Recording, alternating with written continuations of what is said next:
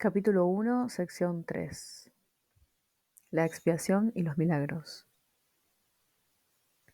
Yo estoy a cargo del proceso de expiación que emprendí para darle comienzo. Cuando le ofreces un milagro a cualquiera de mis hermanos, te lo ofreces a ti mismo y me lo ofreces a mí.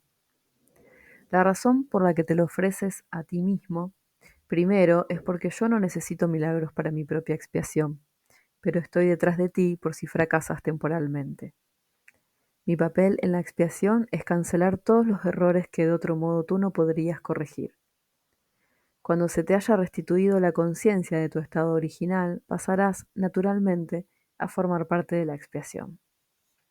A medida que compartas conmigo mi renuencia a aceptar error alguno en ti o en los demás, te unirás a la gran cruzada para corregirlos.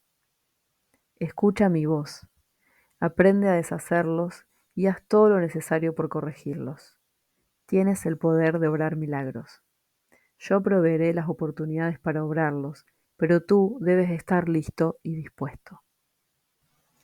El obrarlos trae consigo convicción en la capacidad, ya que la convicción llega con el logro. La capacidad es el potencial, el lograrlos es su expresión, y la expiación, la profesión natural de los hijos de Dios, es el propósito. El cielo y la tierra pasarán significa que no continuarán existiendo como estados separados. Mi palabra, que es la resurrección y la vida, no pasará porque la vida es eterna. Tú eres la obra de Dios y su obra es totalmente digna de amor y totalmente amorosa. Así como el hombre debiera pensar de sí mismo, así es como el hombre debiera pensar de sí mismo en su corazón, pues eso es lo que realmente es. Los perdonados son el medio de la expiación. Al estar infundidos por el Espíritu, perdonan a su vez. Aquellos que han sido liberados deben unirse para liberar a sus hermanos, pues ese es el plan de la expiación. Los milagros son el medio a través del cual las mentes que sirven al Espíritu Santo se unen a mí para la salvación o liberación de todas las creaciones de Dios. Yo soy el único que puede obrar milagros imparcialmente porque yo soy la expiación. Tú tienes un papel en la expiación que yo te dictaré. Pregúntame qué milagro debes llevar a cabo. Ello te ahorrará esfuerzos innecesarios porque estarás actuando bajo comunicación directa. La naturaleza impersonal del milagro es una característica esencial del mismo, ya que me permite dirigir su aplicación, y bajo mi dirección, los milagros conducen a la experiencia altamente personal de la revelación. Un guía no controla, pero sí dirige, dejando a tu discreción el que le sigas o no. No nos dejes caer en la tentación significa reconoce tus errores y elige abandonarlos siguiendo mi dirección. El error no puede amenazar realmente a la verdad, la cual siempre puede resistirlo. En realidad, solo el error es vulnerable. Eres libre de establecer tu reino donde mejor te parezca, pero no puedes sino elegir acertadamente si recuerdas esto. El espíritu está eternamente en estado de gracia. Tu realidad es únicamente espíritu. Por lo tanto, estás eternamente en estado de gracia. Desde este punto de vista, la expiación deshace todos los errores y de esta forma extirpa las raíces del temor. Cada vez que experimentas las palabras tranquilizadoras de Dios como una amenaza, es siempre porque estás defendiendo una lealtad mal situada o desencaminada. Al proyectar eso sobre otros, los aprisionas, pero solo en la medida en que refuerzas los errores que ellos ya han cometido. Eso los hace vulnerables a las distorsiones de los demás, ya que la percepción que tienen de sí mismos está distorsionada. El que obra milagros tan solo puede bendecirlos, lo cual desvanece sus distorsiones y lo libera de su prisión. Respondes a lo que percibes y tal como percibas, así te comportarás. La regla de oro te pide que te comportes con los demás como tú quisieras que ellos se comportasen contigo. Esto significa que tanto la percepción que tienes de ti como la que tienes de ellos debe ser fidedigna. La regla de oro es la norma del comportamiento apropiado. Tú no puedes comportarte de manera apropiada a menos que percibas correctamente. Dado que tú y tu prójimo sois miembros de una misma familia en la que gozáis de igual rango, tal como te percibas a ti mismo y tal como lo percibas a él, así te comportarás contigo mismo y con él. Debes mirar desde la percepción de tu propia santidad a la santidad de los demás. Los milagros se dan en la mente que está lista para ellos. Dicha mente, al estar unida, se extiende a todos aun cuando el que obra milagros no se dé cuenta de ello.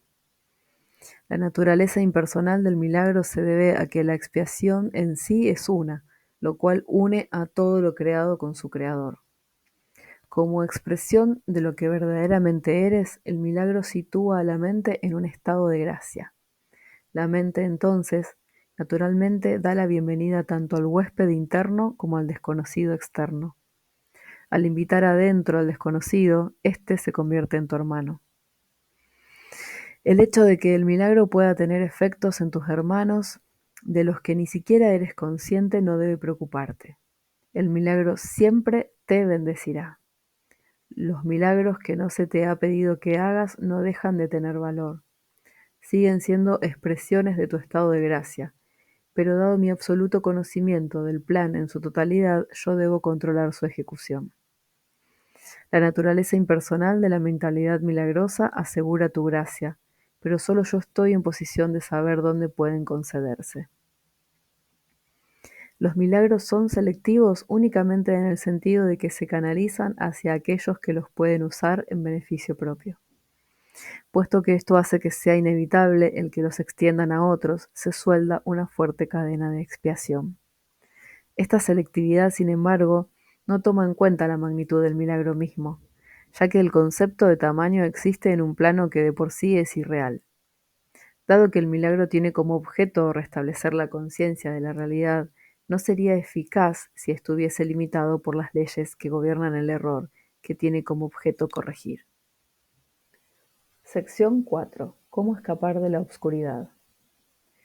Escapar de la oscuridad comprende dos etapas. Primera, el reconocimiento de que la oscuridad no puede ocultar nada. Este paso generalmente da miedo. Segunda, el reconocimiento de que no hay nada que desees ocultar aunque pudieses hacerlo. Este paso te libera del miedo. Cuando ya no estés dispuesto a ocultar nada, no solo estarás dispuesto a entrar en comunión, sino que entenderás también lo que es la dicha y la paz. La oscuridad, de hecho, jamás puede ocultar a la santidad, pero tú puedes engañarte a ti mismo al respecto. Este engaño te hace temer porque te das cuenta en tu corazón de que es un engaño y realizas enormes esfuerzos por establecer su realidad. El milagro sitúa a la realidad en el lugar que le corresponde. A la realidad le corresponde estar únicamente en el espíritu, y el milagro reconoce únicamente la verdad. De este modo desvanece las ilusiones que albergas con respecto a ti mismo y te pone en comunión contigo mismo y con Dios.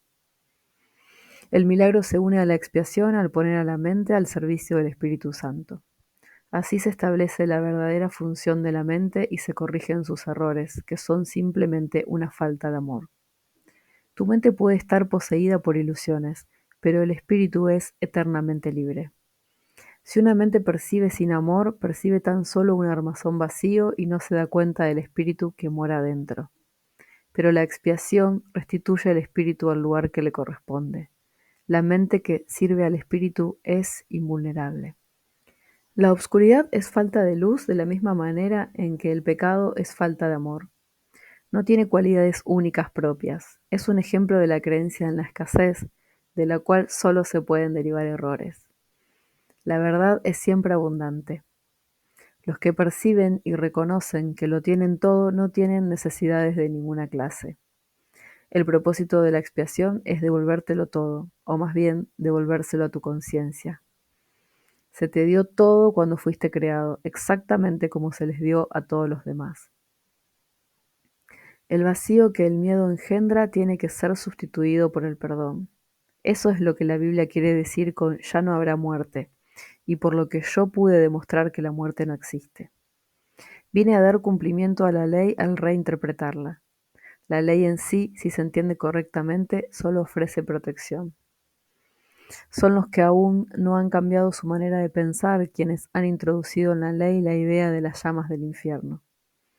Te aseguro que daré testimonio a través de todo aquel que me lo permita, y en la medida que me lo permita. Aquello de lo que das fe demuestra tus creencias, y de esta manera las refuerza.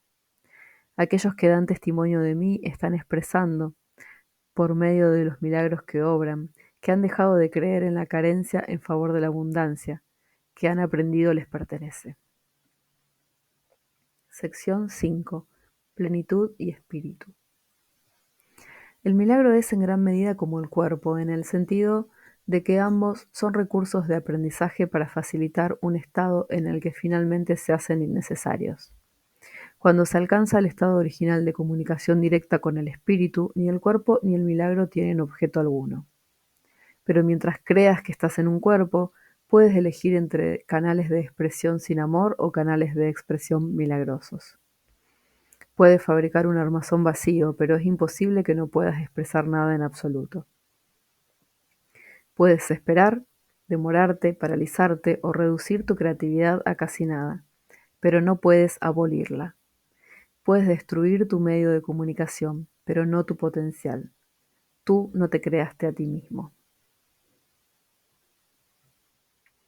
La decisión básica del que se ha decidido por el camino de los milagros es no esperar en el tiempo más de lo necesario. El tiempo puede causar deterioro y también puede desperdiciarse. El que obra milagros, por lo tanto, acepta gustosamente el factor de control del tiempo. Reconoce que cada colapso de tiempo nos acerca más a todos al punto en el que finalmente nos podemos liberar de él y en el que el Hijo y el Padre son uno. Igualdad no quiere decir igualdad ahora. Cuando cada cual reconozca que lo tiene todo, las aportaciones individuales a la filiación dejarán de ser necesarias. Cuando la expiación se haya completado, todos los hijos de Dios compartirán todas las aptitudes. Dios es imparcial. Todos sus hijos disponen de todo su amor, y Él da todos sus dones libremente a todos por igual. Excepto que os volváis como niños pequeños, significa que a menos que reconozcas plenamente tu completa dependencia de Dios, no podrás conocer el poder real del Hijo en su verdadera relación con el Padre. El que los hijos de Dios sean especiales no procede de una condición de exclusión, sino de una de inclusión. Todos mis hermanos son especiales. Si creen estar privados de algo, su percepción se distorsiona. Cuando esto ocurre, toda la familia de Dios, la filiación, sufre un deterioro en sus relaciones. En última instancia, todo miembro de la familia de Dios tiene que retornar. El milagro le llama a retornar porque le bendice y le honra, aun cuando esté ausente de espíritu. De Dios no se hace burla, no es una amenaza, sino una garantía. Dios habría sido burlado si alguna de sus creaciones careciese de santidad. La creación es plena y la señal de la plenitud es la santidad. Los milagros son afirmaciones de la filiación, que es un estado de compleción y abundancia. Todo lo que es verdadero es eterno y no puede cambiar ni ser cambiado. El espíritu es, por lo tanto, inalterable porque ya es perfecto, pero la mente puede elegir a quien desea servir. El único límite es su elección. En su elección es que no puede servir a dos amos. La mente, si así lo elige, puede convertirse en el medio a través del cual el espíritu crea en conformidad con su propia creación. De no elegir eso libremente, retiene su potencial creativo, pero se somete a un control tiránico en lugar de a uno autoritativo. Como resultado de ello, aprisiona, pues tales son los dictados de los tiranos. Cambiar de mentalidad significa poner tu mente a disposición de la verdadera autoridad. El milagro es señal de que la mente ha elegido dejarse guiar por mí en el servicio a Cristo. La abundancia de Cristo es el resultado natural de haber decidido seguirle. Hay que arrancar todas las raíces que están a flor de tierra porque no son lo suficientemente profundas como para prestarte apoyo. La ilusión de que las raíces superficiales pueden arraigarse más y así prestarte apoyo es una de las distorsiones en las que se basa lo opuesto a la regla de oro. A medida que se abandonan esos falsos puntales, se experimenta temporalmente cierta inestabilidad en el equilibrio. Sin embargo, no hay nada más inestable que una orientación invertida, y nada que la mantenga invertida puede conducir a una mayor estabilidad. Sección 6. La ilusión de las necesidades. Tú que quieres la paz solo la puedes encontrar perdonando completamente. Nadie aprende a menos que quiera aprender y crea que de alguna manera lo necesita. Si bien en la creación de Dios no hay carencia, en lo que tú has fabricado es muy evidente. De hecho, esa es la diferencia fundamental entre lo uno y lo otro. La idea de carencia implica que crees que estarías mejor en un estado que de alguna manera fuese diferente de aquel en el que ahora te encuentras. Antes de la separación, que es lo que significa la caída, no se carecía de nada.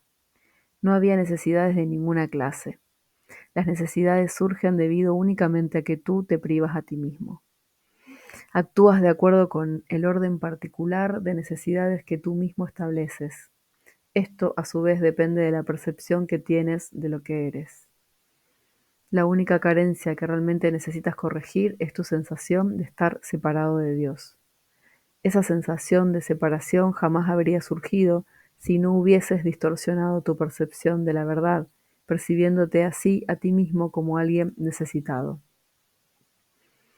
La idea de un orden de necesidades surgió porque, al haber cometido ese error fundamental, ya te habías fragmentado en niveles que comportan diferentes necesidades. A medida que te vas integrando, te vuelves uno, y tus necesidades, por ende, se vuelven una.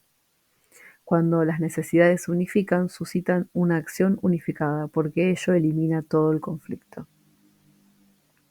La idea de un orden de necesidades que proviene del error original de que uno puede estar separado de Dios requiere corrección en su propio nivel antes de que pueda corregirse el error de percibir niveles. No te puedes comportar con eficacia mientras operes en diferentes niveles. Sin embargo, mientras lo hagas, la corrección debe proceder verticalmente, desde abajo hacia arriba. Esto es así porque crees que vives en el espacio, donde conceptos como arriba y abajo tienen sentido.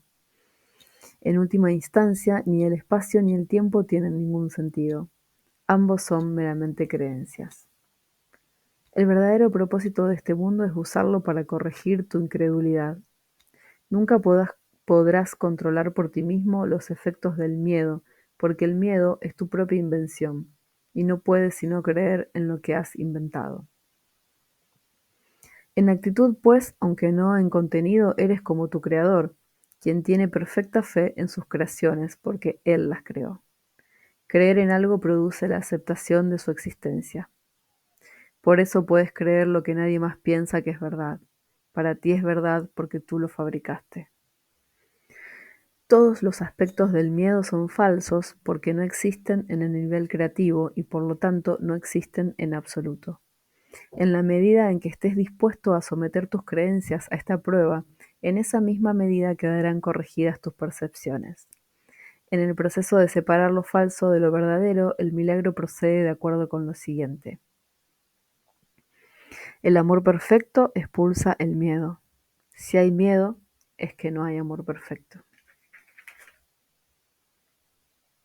Mas solo el amor perfecto existe. Si hay miedo, este produce un estado que no existe. Cree esto y serás libre. Solo Dios puede establecer esta solución, y esta fe es su don. Sección 7. Las distorsiones de los impulsos milagrosos. Tus percepciones distorsionadas producen una densa envoltura alrededor de los impulsos milagrosos, dificultándoles el que lleguen a tu conciencia. La confusión de los impulsos milagrosos con los impulsos físicos es una de las distorsiones básicas de la percepción. Los impulsos físicos son impulsos milagrosos mal canalizados. Todo placer real procede de hacer la voluntad de Dios. Esto es así porque no hacer su voluntad es una negación del ser. La negación del ser da lugar a ilusiones, mientras que la corrección del error nos libera del mismo.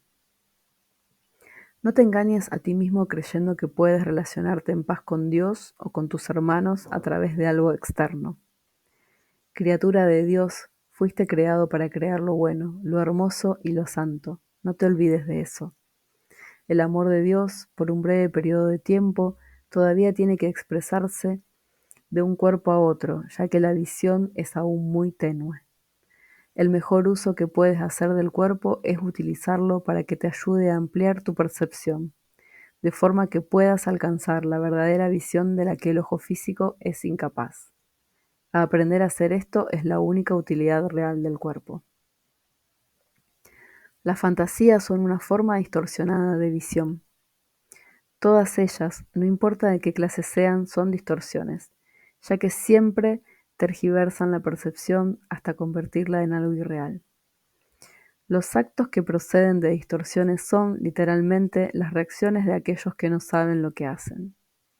Las fantasías son un intento de controlar la realidad de acuerdo con necesidades falsas.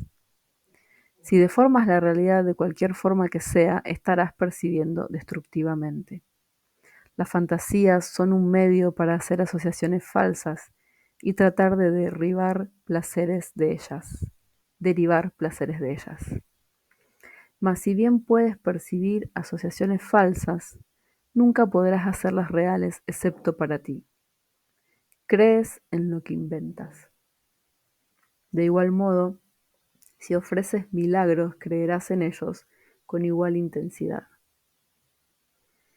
La fuerza de tu convicción sostendrá entonces la creencia del que reciba el milagro. Las fantasías se vuelven totalmente innecesarias cuando la naturaleza completamente satisfactoria de la realidad se vuelve evidente tanto para el dador como para el receptor. La realidad se pierde por usurpación, lo cual produce tiranía. Mientras quede un solo esclavo caminando sobre la faz de la tierra, tu liberación no será total. La única meta del que se ha decidido por el camino de los milagros es restaurar completamente la filiación. Este es un curso de entrenamiento mental. Todo aprendizaje requiere atención y estudio en algún nivel. Algunas de las secciones posteriores de este curso se basan en tan gran medida en estas primeras secciones que es necesario un estudio muy detallado de las mismas.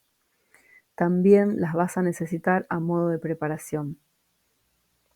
Sin esta preparación, lo que sigue podría infundirte demasiado temor, imposibilitando así el que pudieses usarlo de manera constructiva.